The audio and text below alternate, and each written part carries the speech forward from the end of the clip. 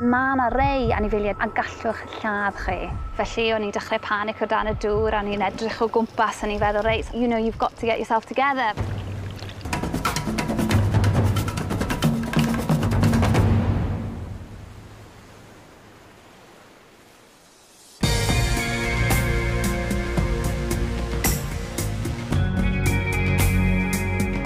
Es i i'r Philippines yn edrych yn chwilio am yr siarc morfil. O'n i eisiau gael y cyfle i nofio bwys y siarc fwyaf yn y byd, a nes i wneud yn bach o ymchwil, a nes i darganfod yn y le yn y Philippines ac chi'n gallu gweld y siarc morfil.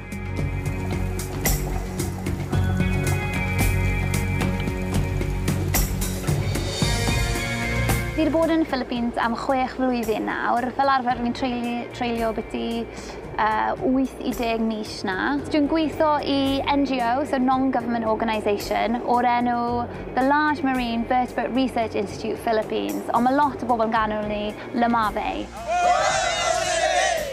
Ni'n ymchwilio mewn i anifeiliaid y môr sy'n mewn peryg.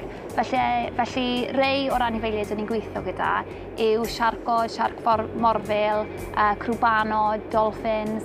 A ni'n neud wahanol bethau yn gweithio gyda cymunedau, gyda'r llywodraeth, a hefyd lot o bobl lleol sy'n gweithio mewn y busnes twristiaeth.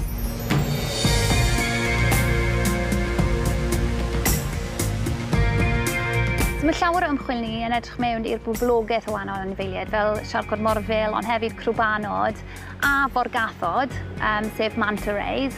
A beth ni'n neud hwnna, ni'n gallu tynnu llun o'r anifeiliaid wahanol, a mae darn o corff nhw gyda math o fel fingerprint. Enghraifft, yn y siarc morfil, maen nhw just spots arbennig, a gyda Chrwbanod mae'r ochr y pen nhw'n edrych wahanol. Ni'n gallu defnyddio hon fel fingerprints ni.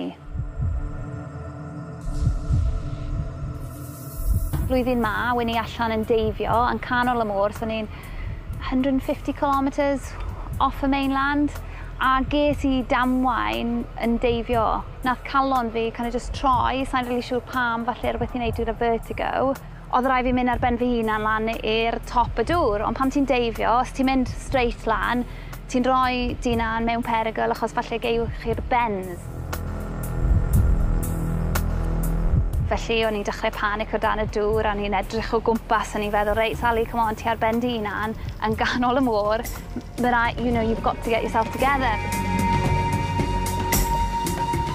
Na, mae'n swydd diddorol, wastad yn newid, a fi'n lwcus bod fi'n gweithio â lot o bobl, a os chi eisiau bod yn neud rhywbeth fel hyn, ewch amdani, achos mae angen fwy o bobl i fod allan a'n helpu ni.